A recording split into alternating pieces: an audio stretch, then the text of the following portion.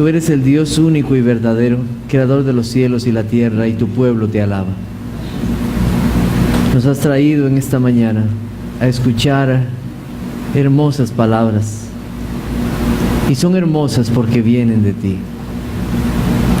Haz que nuestros corazones anhelen escucharte, que sea tu Espíritu Santo el que mueva nuestros deseos, nuestros anhelos, nuestros pensamientos hacia ti. Que con reverencia, con fe, con ánimo, deseemos escuchar lo que tú tienes para nosotros. Todos estos cantos, oraciones y alabanzas son para tu gloria y honra. No es para exaltar a los hombres, sino exaltarte a ti, porque tú mereces toda adoración. Guía ahora nuestros pensamientos hacia ti. Haznos que meditemos en lo que hemos de escuchar. Que los niños estén atentos a tu voz. Líbranos a todos de distracciones y que con ánimo pronto deseemos obedecer tu voz. Líbrame, Señor, de errores que puedan ser de tropiezo, sino más bien que sea tu Espíritu Santo guiando cada palabra y gesto para que la gloria de tu Hijo brille y Él sea exaltado. Te alabamos y en ti oramos. Amén. Amén. Pueden tomar asiento.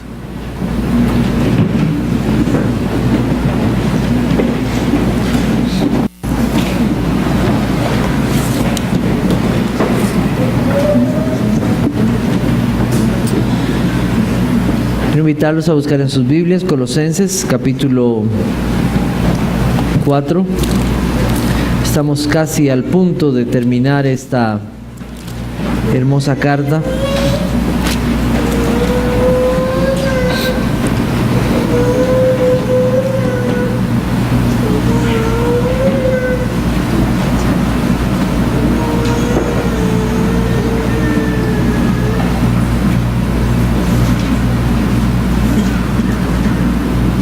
Y leeremos los versos 10 y 11 en esta mañana. Dice: Aristarco, mi compañero de prisiones, os saluda, y Marcos, el sobrino de Bernabé, acerca del cual habéis recibido mandamientos, si fuere a vosotros, recibidle. Y Jesús, llamado Justo, que son los únicos de la circuncisión que me ayudan en el reino de Dios, y han sido para mí un consuelo. El mensaje en esta mañana es: amados hermanos que son un consuelo en el reino de Cristo. Amados hermanos que son un consuelo en el reino de Cristo. Como ya lo dijimos la semana pasada, ser cristiano es tener una relación personal con Dios y con el pueblo de Dios. Llegando al final de la carta, Pablo toma un tiempo para hablar de aquellos que son sus hermanos y que han vivido con él lo que Dios ha permitido en el avance del reino, y que además han sido un consuelo para la vida de este siervo de Dios. Como hemos mencionado ya, Pablo se encuentra en un arresto domiciliario en Roma, y Dios está llevando aún ahí sus propósitos al llevar el evangelio a muchos. Pablo aprovecha entonces su tiempo para escribir a las iglesias. Pablo está testificando de Cristo, pero no lo está haciendo solo. Dios ha provisto lo necesario para todo esto y ha levantado otros hermanos para que lleven su palabra. Pablo está preso, pero la palabra de Cristo no está presa. Todo verdadero creyente debe estar consciente que el plan de Dios fue salvar en Cristo a un pueblo para su gloria. ¿Y ese pueblo cuál es? ¿Son los que nacieron en Israel? No, su iglesia, es su iglesia. Ese pueblo son individuos que son llamados por Dios y que juntos sirven a Dios y se sirven unos a otros en obediencia a Cristo. Nosotros no vivimos en soledad cristiana, vivimos en medio del pueblo de Dios. Estos a los cuales Pablo se refiere son hermanos salvados por la misma gracia de Dios, y Pablo, por inspiración del Espíritu Santo, menciona la vida de hombres ordinarios que harán una labor extraordinaria. Vidas ordinarias haciendo una labor extraordinaria. Esa labor extraordinaria fue hacer en el momento lo que tenían que hacer para la gloria de Dios. Lo que Dios les mandó en el momento para el Señor. Entonces mencionaremos la vida de 3 hombres en esta mañana. Primero, el que tenemos mencionado en el versículo 10 se llama Aristarco. Él era un macedonio de Tesalónica. Como nosotros ya sabemos, o algunos han estudiado un poquito, esas ciudades eran griegas, pero el Imperio Romano tomó posesión de ellas, las conquistó. Así que Aristarco era un gentil cristiano. En aquel tiempo eso era una contradicción. Gentil cristiano, un gentil que creía en Dios, y más que todo para los judíos. Los judíos no podían comprender esa realidad, los judíos ortodoxos. Para ellos era algo imposible, pero lo que es imposible para los hombres es posible para Dios. Y aquí tenemos uno de esos cambios que Dios hace. Aristarco dejó atrás la adoración a los ídolos, dejó atrás toda falsa religión, dejó atrás el misticismo y fue llevado al Evangelio. Él creyó que solo existe un Dios vivo y verdadero que creó los cielos y que ese Dios envió a su Hijo Jesucristo a salvar pecadores y les manda arrepentirse y creer en Él. Entonces Aristarco llegó a escuchar estas palabras verdaderas y confió en la esperanza del Evangelio, esa esperanza viva y verdadera. Vamos a buscar Colosenses capítulo 1, versículos 27 y 28. Dice, a quienes Dios quiso dar a conocer las riquezas de la gloria de este misterio, ¿entre quiénes? Entre los gentiles, Aristarco uno de ellos, que es Cristo en vosotros, la esperanza de gloria, a quien anunciamos amonestando a todo hombre y enseñando a todo hombre en toda sabiduría, a fin de presentar perfecto en Cristo Jesús a todo hombre. Aristarco es uno de esos que iba a ser presentado perfecto delante de Dios por Jesucristo. Aristarco fue salvado por el Señor y se entregó a la obra de acompañar a Pablo para llevar el Evangelio por muchos lugares de Asia Menor. Pablo lo llamó compañero y en la carta a Filemón le llama colaborador. Aristarco vivió los naufragios de Pablo, como hemos escuchado en las noches de los domingos, las persecuciones y posiblemente hambres, las agresiones de muchos que no podían soportar que a Cristo se le llamara Señor. Dios mantuvo a Aristarco como un compañero cercano de Pablo. El encarcelamiento domiciliario de Pablo no fue un obstáculo para servir al Señor. Y él estuvo ahí, Aristarco, a la par de Pablo. No sé si ustedes sabían, pero era muy posible que aquellos que visitaban a los encarcelados sufrieran la misma destino del que estaba en la cárcel, y más que todo por la causa de Cristo. Si usted visitaba a uno que estaba en la cárcel y pensaba, este es de los mismos, va para adentro también. Entonces, imagínense qué valor por servir al Señor. Además, Pablo necesitaba comida, necesitaba ropa. Los soldados no iban a proveer por ello. Adivine quién eran.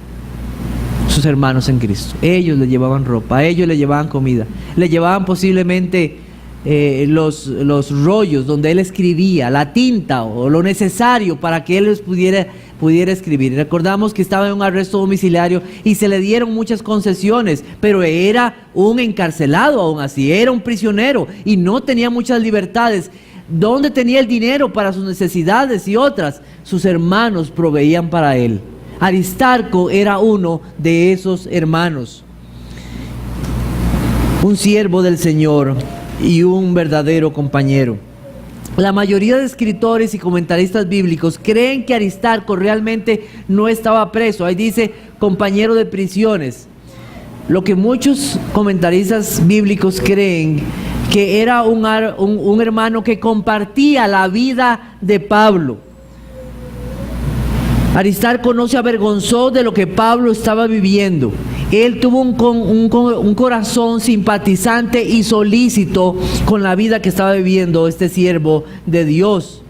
Así como Aristarco lo acompañó en viajes por Asia Menor, en barcos a visitar ciudades y puertos para que el evangelio fuera llevado, así Aristarco estuvo en momentos en que Pablo estuvo encarcelado. ¿Cuál fue el mejor momento? Cuando estaba en barco, visitando esos lugares, o ese momento cuando acompañaba a Pablo en la cárcel. ¿Cuál fue el mejor? Ninguno de los dos. Los dos fueron buenos momentos porque los dos estaban en la voluntad de Dios. Ambos momentos estaban en la voluntad de Dios. La frase compañero de prisiones significa literalmente alcanzado o atrapado por una lanza. Alcanzado o atrapado por una lanza. Eso es lo que significa compañero de prisiones. Aristarco literalmente no fue alcanzado o atrapado por una lanza física.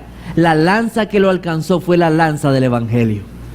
Esa fue la lanza que lo ató directamente al Señor Jesucristo. Aristarco renunció a comodidades, a su propia libertad, para ser siervo del Señor, compañero y colaborador de Pablo. Allí en miles de situaciones difíciles, ahí estaba este hermano, este hombre que confió en Cristo, el cual es su todo y en todos. Así que él sirvió a Cristo y sirvió a la iglesia. La tradición histórica de la iglesia dice que Aristarco murió en Roma por Nerón. Fue muerto ahí posiblemente. El segundo que tenemos en Colosenses capítulo 4, versículo 10, dice, y Marcos. ¿Quién es este hombre Marcos? Su nombre es Juan Marcos realmente. Marcos es el nombre griego y Juan es el nombre judío. Si buscamos, o leo para ustedes Hechos 12:12, dice, y habiendo considerado esto, llegó a la casa de María, la madre de Juan, el que tenía por sobrenombre Marcos, donde muchos estaban reunidos orando. La mamá de Juan Marcos ponía su casa al servicio del Señor para que oraran. Juan Marcos era un hombre que llegó a escuchar de la palabra del Señor.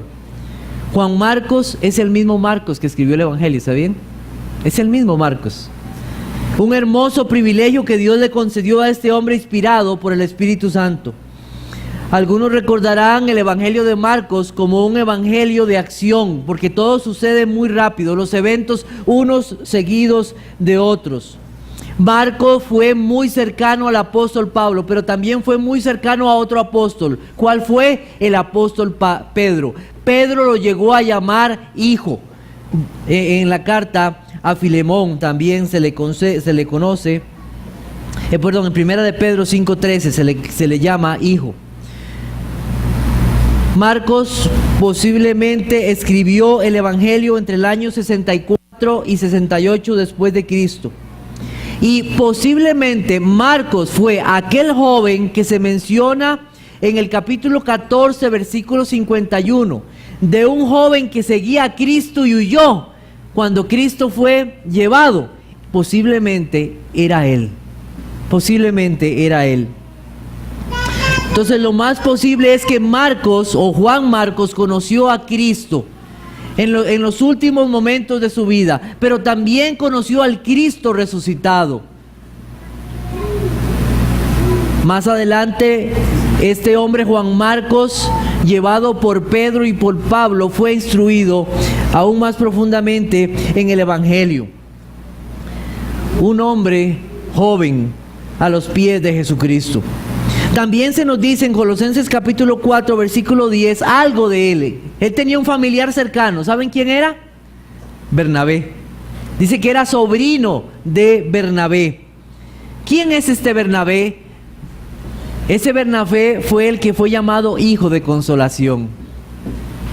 Un siervo del Señor, un natural de Chipre. Un hombre siervo. La iglesia necesita hombres como este Bernabé.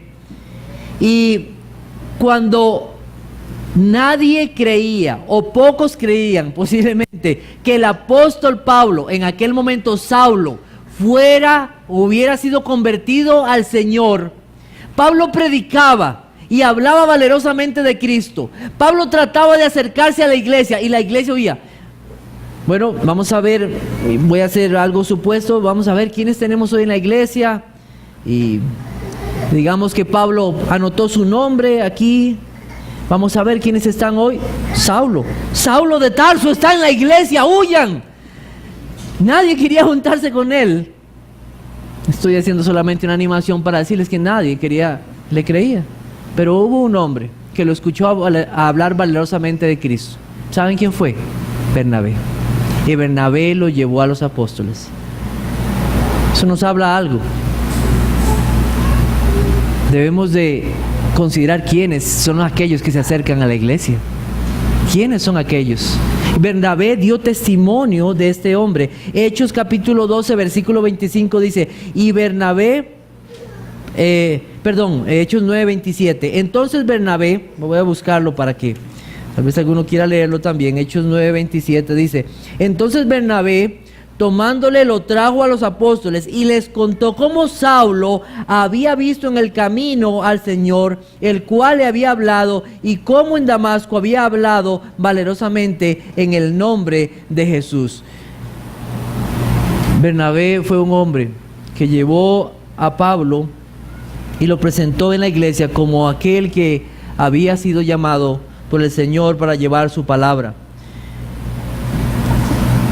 Este hombre Bernabé también influyó mucho en la vida de Juan Marcos, y junto con Pablo acordaron llevar a Marcos en sus viajes misioneros. La Biblia nos dice en Hechos capítulo 12, versículo 25, un poco más acerca de este Juan Marcos, de Pablo y de Saulo. Hechos 12, 25. Y Bernabé y Saulo, cumplido su servicio, volvieron de Jerusalén, llevando también consigo a Juan, el que tenía por sobrenombre Marcos. Entonces, este muchacho, este joven, fue llevado por Bernabé y por el apóstol Pablo para llevar el evangelio a muchos lugares. Pero sucede que en Hechos capítulo 13, versículo 13, sucede una situación. Juan Marcos se aparta de Pablo. Dice el versículo 13, habiendo zarpado de Pafos, Pablo y sus compañeros arribaron a Perge de Panfilia, pero Juan, apartándose de ellos, volvió ¿a dónde? A Jerusalén. No nos dice la razón por la cual se volvió. Tal vez él tenía miedo de las cosas, de los viajes, de andar en barco o de lo que podía pasar. No, la Biblia no nos dice cuál es la razón, pero eso hace que en Hechos capítulo 15 versículo 38 suceda lo siguiente, como bien nos relató el pastor Ronnie. Dice, pero a Pablo no le parecía bien llevar consigo al que se había apartado de ellos en Panfilia y no había ido con ellos a la obra. Entonces ahora Pablo dice, no, este ya nos abandonó una vez, no vamos a volverlo a llevar. Entonces sucede que hay un pequeño desacuerdo entre Pablo y Bernabé, y el pastor Ronnie nos explicó bien todo lo que eso significaba. Bueno, al final se dividió, Pablo con Silas y Bernabé ¿con quién? Con Marcos. ¿Parecía eso una división en el ministerio? No, Dios lo usó de una manera maravillosa para que dos siervos de Dios llevaran el evangelio a más lugares. De una forma maravillosa. Dios estaba formando el carácter de este hombre, Juan Marcos. Juan Marcos.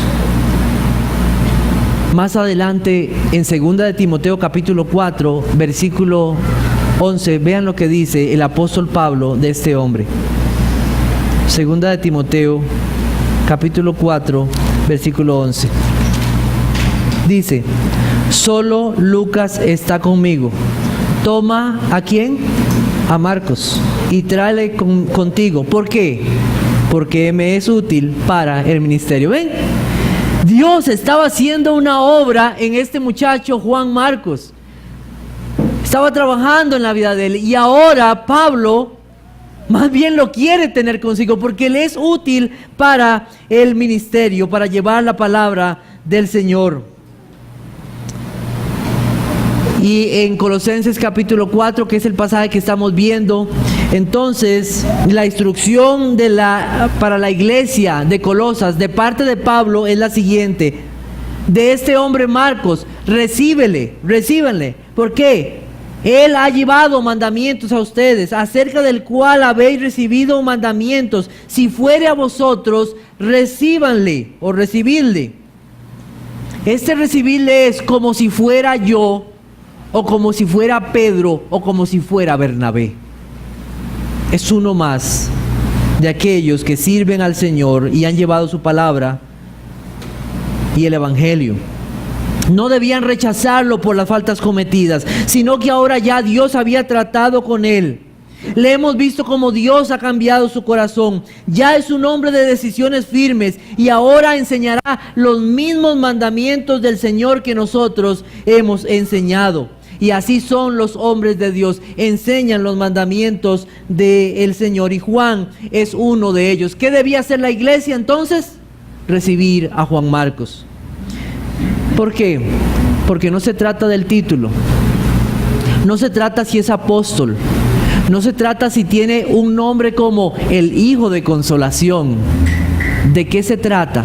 Se trata de que Él es un siervo de Dios que lleva la palabra de Dios. ¿Cuántas veces nosotros nos dejamos fascinar por aquel que tiene un gran título o un gran nombre? No, debemos ver al hombre y la palabra que predica y la vida que ahora en Cristo está llevando. Lo que Juan Marcos fue en su vida anterior, ya el Señor le perdonó. Ahora es un hombre diferente. Ahora es un hombre que sirve en el Evangelio y sirve al reino de Dios. A veces nosotros podemos ver un joven que tal vez está ahí, o un hombre que nosotros decimos, pero ¿cuándo este hombre va a tomar decisiones? Tal vez, a veces lo que necesita es un hermano en Cristo, un hombre firme en la fe, que esté a la par de ese hombre para llevarlo aún más a una madurez en Cristo. Muchas veces somos fáciles para juzgar a ese otro. Pero ¿por qué tú, si dices ser espiritual, por qué no te acercas a él y le ayudas a crecer a este hermano en Cristo? Eso hace la iglesia en el Señor. Se da a los otros. La historia eclesiástica dice que Juan Marcos murió siendo arrastrado por las calles de Alejandría del Cuello. Ya no huyó. Ahora, valerosamente, terminó sus días llevando la palabra del Señor. Finalmente tenemos a uno más en Colosenses capítulo 4. ¿Quién es ese otro que se nos menciona en Colosenses capítulo 4? Dice el versículo 11: y Jesús, llamado justo, que son los únicos de la circuncisión que me ayudan en el reino de Dios y han sido para mí un consuelo. ¿Quién es este hombre Jesús o justo? No sabemos mucho de él. No sabemos mucho. El nombre Jesús es la forma griega de Josué en hebreo. Un nombre no significa que alguien sea cristiano, ¿sabe? Yo conocí y tenemos un amado hermano que se llama el pastor Noble. Y dice, qué bonito nombre. Pero una vez yo le dije, hermano, me parece que usted llegó a ser noble hasta el momento en que conoció a Cristo. Y me dijo, así es. Así es nosotros. Un nombre no significa algo. Ahí usted puede ponerle un nombre súper especial a alguien. Pero solo una vida transformada por el poder del Evangelio hace algo verdaderamente en nuestras vidas. Solamente eso. Algo para siempre. Así que este hombre... es un hombre que no sabemos mucho. Pablo le llama al justo. Posiblemente le reconocían por su forma de vivir y no sería extraño, porque la justicia es una de las características de aquellos que son hijos de Dios. Pablo se refiere a Juan Marcos y a Jesús como los únicos de la circuncisión. Los únicos de la circuncisión. ¿Qué es esto de la circuncisión? Si usted está con nosotros por primera vez, yo quiero explicarle brevemente qué es esto. La circuncisión era la forma visible o externa del pacto hecho por Dios con su pueblo, donde en una operación a los 8 días al bebé nacido se le quitaba la parte externa del miembro reproductor. Este acto señalaba que era pueblo de Dios, y más que algo externo, señalaba una operación, una promesa que debía ser guardada en el corazón de aquellos que pertenecían a Dios. Si usted veía a un hombre adulto, usted no podía saber si era circuncidado o no, porque es algo que está cubierto, era algo que se mantenía encubierto. Solamente aquellos que verdaderamente vivían para Dios y confiaban en sus promesas podían decir: yo soy circuncidado. Lamentablemente el pueblo de Israel creyó que ese acto externo era lo que los hacía hijos de Dios. No era así. La circuncisión señalaba algo directamente al corazón. Deuteronomio capítulo 10, versículo 16 dice: circuncidad pues el prepucio de vuestro corazón y no endurezcáis más vuestros corazones. Era algo que tenía que ver con el corazón. Era la sombra de algo que Dios haría por nosotros en Cristo. Cristo cumplió toda la ley, inclusive esta ley y esta ordenanza. Cristo lo hizo todo. Y esta señal ya no necesita ser practicada absolutamente por nadie como un acto religioso o como algo que nos señala como parte del pueblo de Dios. Solamente aquellos que verdaderamente son de Cristo, esos verdaderamente han sido circuncidados en sus corazones y ya no necesitan algo externo. Colosenses capítulo 3 versículo 11 dice lo siguiente: donde no hay griego ni judío, circuncisión ni incircuncisión, bárbaro ni escita, siervo ni libre, sino que Cristo es el todo y en todo. ¿Se necesita la circuncisión? No, usted lo que necesita es a Cristo. Solamente a Cristo. Eso es lo que se necesita. No importa su raza o nación, lengua o cultura. Todos aquellos que están en Cristo ahora le pertenecen a Él y son su pueblo.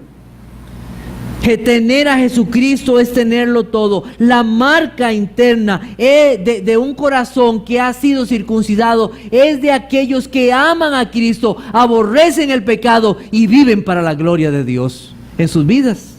Ya no se necesita eso. Pablo tuvo muchas luchas con muchos que decían: si usted no se circuncida, usted no puede ser hijo de Dios. O decían: está bien, cree en Cristo, pero circuncídese. Alguien decía: bueno, eso no es tan malo. ¿Qué es lo malo? Es confiar en una obra. Cualquier religión o cualquier persona que te enseñe que son necesarias las obras para que tú llegues delante de Dios, te está engañando. Solo hay un camino y ese camino es Jesucristo. Solo hay un camino, solo hay un mediador, solo hay un salvador y un redentor. No hay obra que nos pueda acercar a Dios, obra nuestra, pero si hay una obra que nos acercó a Dios, es la obra de Cristo, la única obra verdadera. Es poner toda nuestra confianza en el Señor y en lo que Él hizo, en su vida y en su obra para salvación de los suyos. Entonces hay una falsedad en todos aquellos que predican o enseñan que yo hice algo. Aún yo quiero preguntarte en esta mañana: ¿cuál es su confianza de salvación? ¿Por qué usted es salvo? Yo soy salvo porque yo oré fervientemente y entonces el Señor vio mis lágrimas y entonces ya soy salvo. Eso es un acto de una obra. Eso es confiarse en las obras. Yo confío estar en el Señor porque yo he sido muy buen hijo. Vieras que yo he sido un buen hijo. Yo no me he portado mal realmente. Cosas pequeñas, pero yo he atado. Esos son obras. Cualquier obra que usted crea que usted haga para alcanzar salvación es despreciar la obra perfecta de Jesucristo. Eso es. Desprecia la obra de Cristo. La respuesta ¿A cuál es su confianza de salvación? Está en su entendimiento del Evangelio. Y la respuesta indicará si usted va con Cristo o si usted va al infierno por la eternidad. Estos tres hombres tenían algo en común: Aristarco, Juan Marcos y Jesús llamado el Justo. ¿Qué tenían en común? Tenían en común a Cristo, que es su todo. Pero Pablo señala dos cosas acerca de estos hombres. Y dice, y especialmente de los últimos, dice, pero en general todos lo hacen, dice que me ayudan en el reino de Dios y han sido para mí un consuelo. ¿Sabe que este reino tiene un rey? ¿Sabe quién es ese rey? Jesucristo es el rey. Amén, deberíamos decir todos. Jesucristo es el rey. Él dijo, arrepentíos, porque el reino de los cielos se ha acercado. Ese reino ya está. Ese reino ya está vigente. El rey ya vino y vino a salvarme. ¿Le vino a salvar a usted? Ese reino ya está presente y Él reina en los corazones de todos aquellos que son su pueblo. Él reina en ellos. Pero también hablamos de un reino que vendrá. El ya, pero todavía no. Del reino consumado de Cristo. Un día vendrá ese reino. Nosotros anhelamos ese día. Todo cristiano anhela ver ese día, si el Señor así lo permite. Ese día cuando Él venga con gran poder y gloria, y todos los reinos de la tierra mirarán a aquel que traspasaron. El juicio de Dios vendrá también.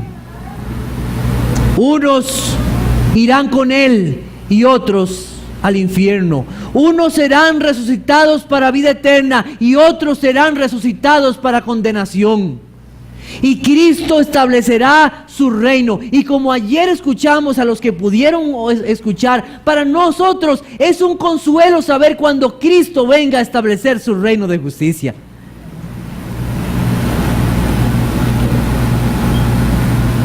Cuando los hombres niegan a Cristo, cuando los hombres con sus actos y sus palabras ofenden el nombre de Dios, cuando humillan a los siervos de Cristo, cuando pisotean al pueblo de Dios, nosotros no nos levantamos en armas y tratamos de luchar con ellos. Nosotros sabemos que vendrá un día en que Él vendrá a hacer justicia. Él vendrá a hacer justicia. Y nosotros esperamos ese día. Ese día cuando los cristianos lo llamamos la glorificación. Cuando en cuerpo y alma estaremos con Cristo, sin pecado, libres totalmente para servir a nuestro Rey y Señor. Ese reino se está formando.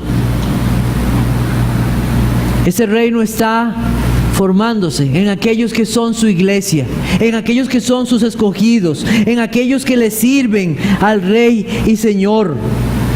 Este Rey debe ser servido ahora por quien Él es. No hay un pago, no hay un reconocimiento en esta vida y todos servimos al mismo Rey.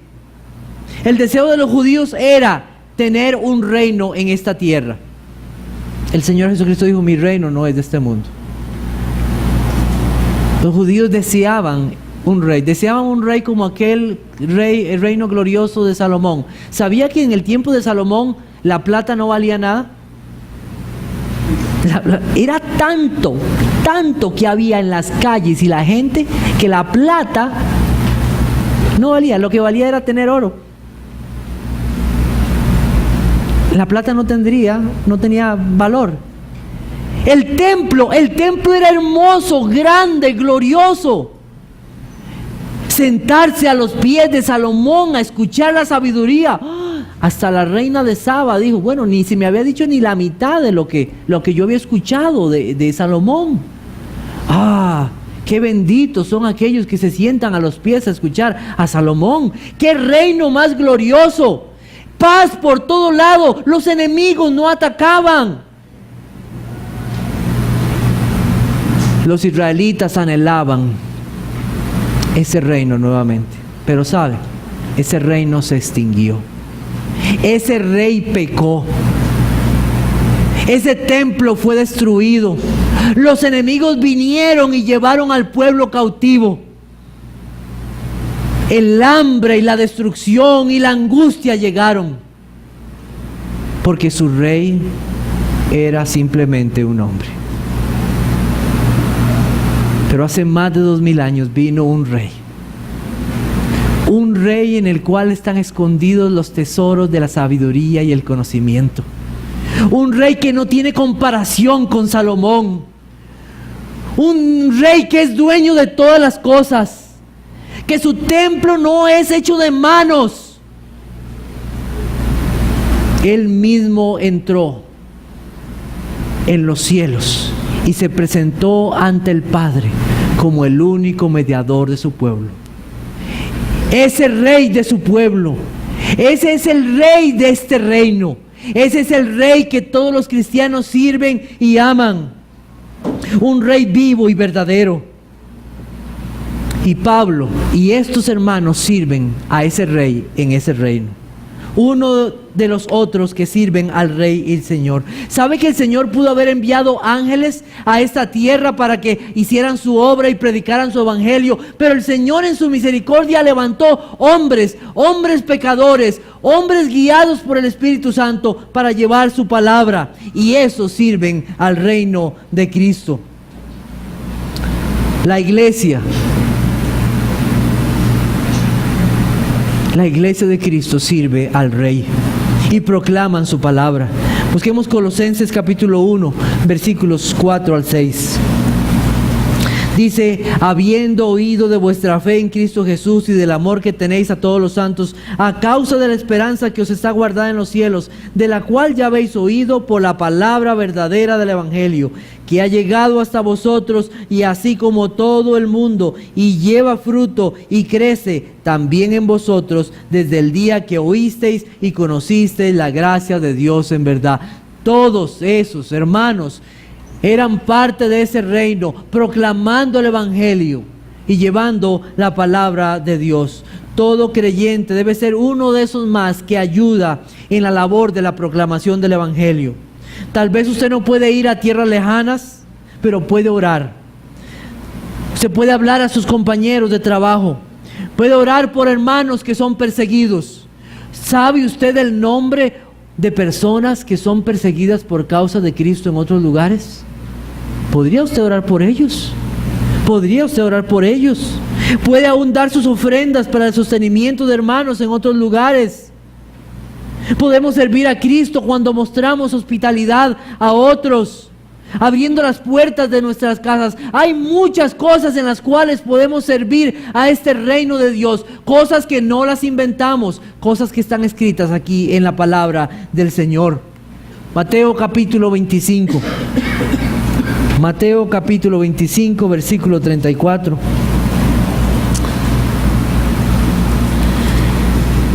Vean qué hermosas estas palabras y cómo comienza el verso 34.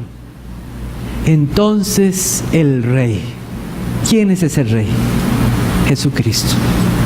Dirá a los de su derecha: venid, benditos de mi Padre, heredad que el reino preparado para vosotros desde la fundación del mundo. Porque tuve hambre y me diste de comer, tuve sed y me diste de beber, fui forastero y me recogisteis, estuve desnudo y me cubristeis, enfermo y me visitasteis, en la cárcel y vinisteis a mí. Entonces los justos le responderán diciendo: Señor, ¿cuándo te vimos hambriento y te sustentamos, o sediento y te dimos de beber? ¿O cuándo te vimos forastero y te recogimos, o desnudo y te cubrimos? ¿O cuándo te vimos enfermo o en la cárcel y vinimos a ti? Y respondiendo el Rey les dirá: de cierto os digo que en cuanto lo hicisteis a uno de estos mis hermanos más pequeños, a mí lo hicisteis. Pregunto: ¿podemos servir en el reino de Cristo de muchas maneras? Amén. Amén. Y sí podemos hacerlo. Y debemos de asegurarnos de estarlo haciendo. Finalmente, Pablo dice de estos hombres que han sido un consuelo para la vida de él. Es uno que trae alivio en medio del dolor. La palabra que ahí se usa era un término médico que se usaba para traer alivio con algún medicamento. En nuestro caso, palabras o actos que nos llevan al Señor Jesucristo. ¿Está usted consciente de que Dios da consuelo a su pueblo en medio de este mundo? Dios suple mucho de ese consuelo para nuestras vidas por medio de otros hermanos en Cristo. ¿Sabía usted que la presencia suya en medio del culto, de un abrazo, de un saludo, es importante para otros y es de ánimo y de consuelo? Este hombre Aristarco manda un saludo y nosotros hemos visto que un saludo puede ser dado como simple y sencillamente hola, ¿cómo está? O un saludo puede ser viendo a la persona a los ojos y preguntándonos ¿cómo está esa persona verdaderamente? Y preguntarle e interesarnos por la vida de esa persona. Una visita, una llamada. Dios provee consuelo para su pueblo por medio de su pueblo también. Con oraciones en medio de situaciones difíciles. Recordemos que hay tiempo para la consolación y hay tiempo para la exhortación. Y hay que ser sabio cuándo dar una exhortación y cuándo dar consolación. No vamos a consolar a aquel que anda en pecado, a aquel que está sufriendo las consecuencias de su maldad, a aquel que está siendo disciplinado por el Señor. ¿Qué hay que hacer con ese? Exhortarlo. Pero aquel que está viviendo tribulaciones y angustias por causa de Cristo, ¿qué necesita ese? Consuelo. Ese lo que necesita es consuelo por causa de Cristo. Vamos a buscar 2 de Corintios capítulo 1. 2 de Corintios capítulo 1. Versículos 3 al 9.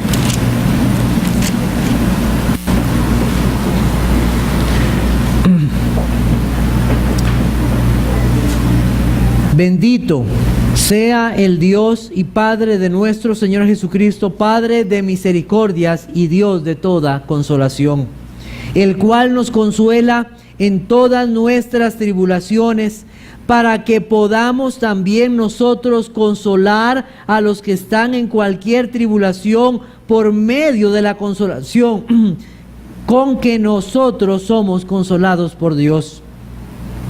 Porque de la manera que abundan en nosotros las aflicciones de Cristo, así abunda también por Él mismo Cristo nuestra consolación.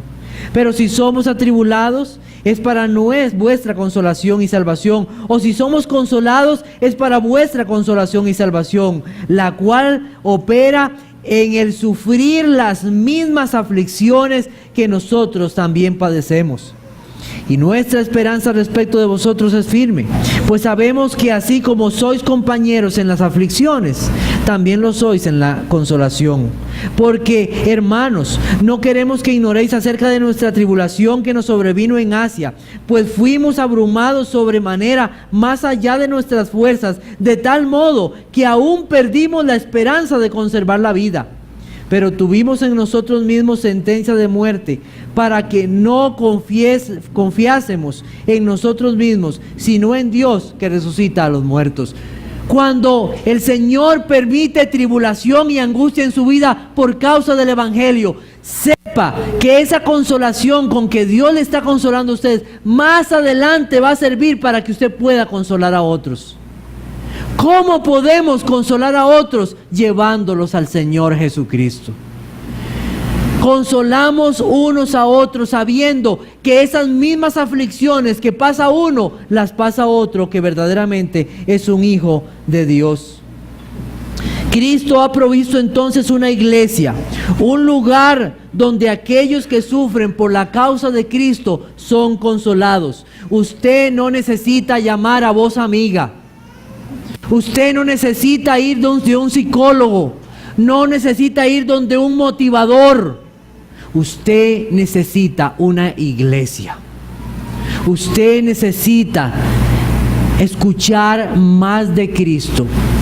Usted necesita conocer más a su Salvador y a su Rey. Si usted está pasando tribulación, Dios usará eso, posiblemente, para que como iglesia crezcamos y maduremos en la fe, para llevarnos cada vez más al Señor Jesucristo. ¿Ha sido usted consolado? ¿Ha consolado a otros? ¿Los ha llevado a Cristo y a sus promesas y a confiar en Él? ¿Cuál es una de esas promesas en que podemos llevar a otros en medio de las tribulaciones y las angustias? Busquemos Primera de Tesalonicenses capítulo 4. Primera de Tesalonicenses capítulo 4.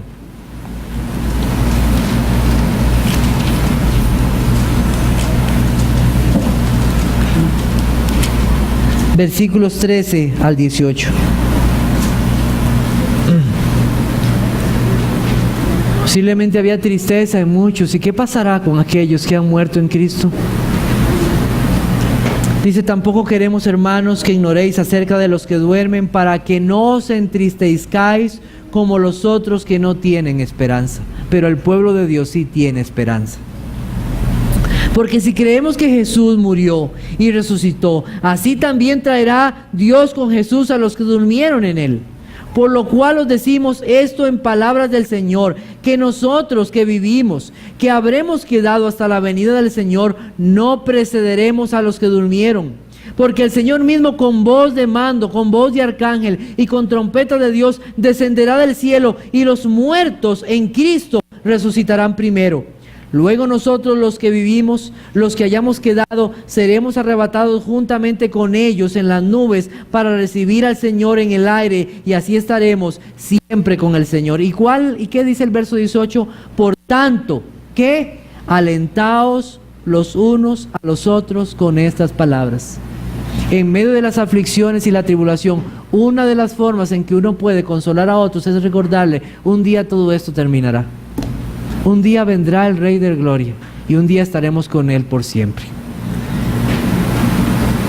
Llevarlo a Cristo, llevarlo a sus promesas, eso es un consuelo para nuestras vidas. Para terminar en esta mañana, quiero decir 3 cosas brevemente. La primera cosa que quiero decir es que nosotros no exaltamos la vida de estos hombres. Estos fueron solamente instrumentos en las manos del Redentor. No exaltamos hombres. Queremos exaltar al Dios de esos hombres, nuestro Salvador y Señor. Todo lo que ellos hicieron fue porque Dios así lo determinó para su gloria. Un compañero de prisión, un joven, Juan Marcos, con sus fracasos y después escritor del Evangelio, un justo del cual no sabemos muchos. Todos ellos tenían un mismo Rey y Señor, y todos aquellos que hoy son de Cristo tienen ese mismo Rey y Señor, y a Él le servimos. No estaban unidos ellos por un título o por una cultura, estaban unidos por Cristo. Cristo era su todo, y Cristo hoy es el todo de su pueblo. No ha cambiado nada de esto. Dios nos dejó estos hermosos ejemplos en la vida de estos hombres para correr la carrera de la fe y para saber que no estamos solos. Nos dejó a su iglesia para alabanza de su nombre. Cristo edifica su iglesia. Cristo no necesita reinos de este mundo, no necesita las riquezas o los talentos de las personas. Cristo usa hombres ordinarios para hacer una labor extraordinaria para su gloria. En segundo lugar, quiero preguntarle: ¿es usted parte de este reino? Hay un reino. ¿Es usted parte de él? ¿Es Cristo su Rey? Usted hoy necesita doblar la rodilla ante este Rey. Filipenses capítulo 2 nos habla de la necesidad de doblar la rodilla ante este Rey. Filipenses capítulo 2, versículos 6 al 11. Dice así: el cual, siendo en forma de Dios, no estimó el ser igual a Dios como cosa a que aferrarse, sino que se despojó a sí mismo, tomando forma de siervo, hecho semejante a los hombres. Y estando en la condición de hombre, se humilló a sí mismo, haciéndose obediente hasta la muerte y muerte de cruz. Por lo cual Dios también le exaltó hasta lo sumo y le dio un nombre que es sobre todo nombre, para que en el nombre de Jesús se doble toda rodilla de los que están en los cielos y en la tierra y debajo de la tierra, y toda lengua confiese que Jesús es el Señor, para gloria de Dios el Padre. Escuchando esto, escuchando este evangelio, ¿qué hacemos? Por tanto, amados míos, como siempre habéis obedecido, no como en mi presencia solamente, sino mucho más ahora en mi ausencia, ocupaos en vuestra salvación con temor y temblor. Hoy hay un llamado para considerar su vida delante del Señor. Los cristianos, considerando aquel día que vendrá, nos rendimos para servir a nuestro Salvador. Pero también aquí hay una cosa más. Dice que todos un día se doblarán delante de Él. Unos lo confesarán como el verdadero Salvador y Señor de sus vidas. Otros tendrán que confesarlo sí como Señor, pero su fin será el infierno y ya no habrá oportunidad para ellos. Este Rey hoy está llamando para el arrepentimiento y para que crean en Él, en su misericordia. ¿Es usted parte de ese reino? ¿Le obedece usted? Jesucristo dijo: si ustedes me llaman Señor, ¿por qué no hacen lo que yo les digo? Y eso es una marca de aquellos que tienen a Él como Señor y como Rey. Le obedecen. Porque ¿qué rey es este donde su pueblo y aquellos que dicen seguirle no le obedecen? La marca, una de las marcas claras de aquellos que tienen a Jesucristo como Rey es que le obedecen. ¿Obedece usted a Cristo? ¿O le es molesta sus palabras? Si usted pertenece a ese reino y usted le tiene a Él como Rey, usted humildemente desea obedecer su voz y sus palabras. Finalmente, ¿es usted alguien que consuela a otros? ¿Es usted alguien que consuela a otros?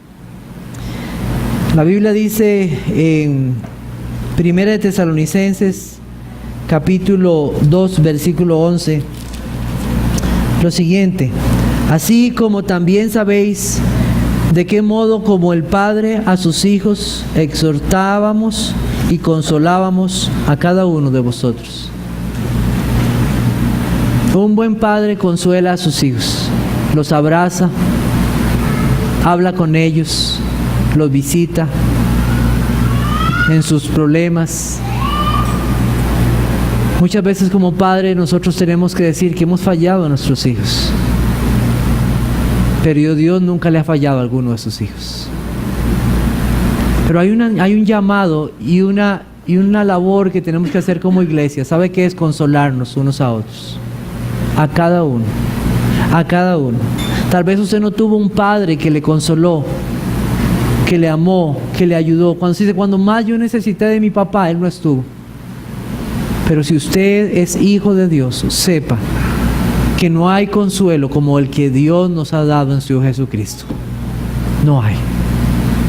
Él verdaderamente consuela nuestros corazones, porque Él nos ha dado perdón y nos ha dado vida y reconciliación con Él. Nos ha dado sus promesas y somos llamados como iglesia a consolarnos a unos a otros en medio del dolor, en medio de la muerte, en medio de nuestra debilidad humana para servir, en medio de nuestras pruebas o luchas. Necesitamos de la iglesia. No te alejes de la iglesia, necesitas de la iglesia. Dios te ha puesto en ella para consolar también a otros y para ser consolado. Podremos consolar en la medida en que conozcamos más a Cristo. Que el fuerte consuele al débil, y el que sabe hacer lo bueno, si no lo hace, le es pecado. A veces una llamada, a veces una visita. Como Pablo dijo: qué bueno que Tito llegó, cómo me consoló su visita. Eso lo dijo en 2 Corintios 7:6. Que podamos ser una iglesia donde servimos al Rey y podamos consolarnos unos a otros. Oremos.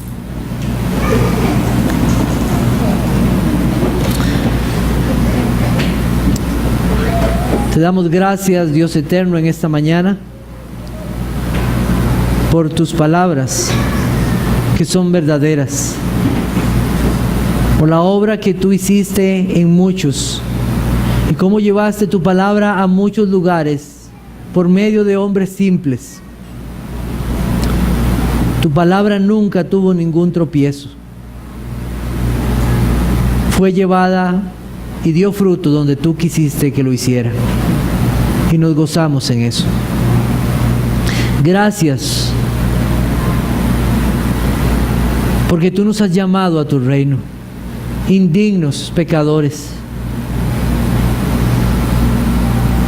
Un llamado que no merecemos, pero por gracia, por misericordia, por tu Hijo Jesucristo, aquellos que se han arrepentido y confían en Él, tenemos la maravillosa bendición de heredar un día ese reino.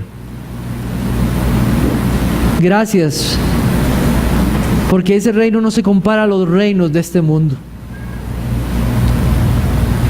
Gracias, porque tenemos esa consolación y esperanza.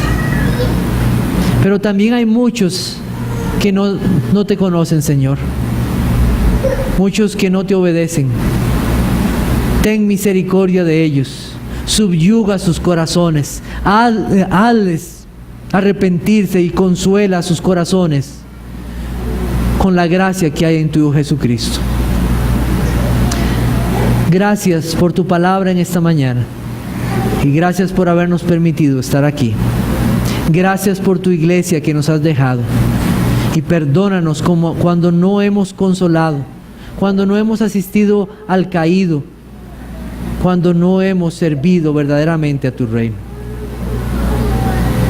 Confiamos en tu perdón y permítenos estar nuevamente en esta noche para escuchar tu palabra. En ti oramos. Amén.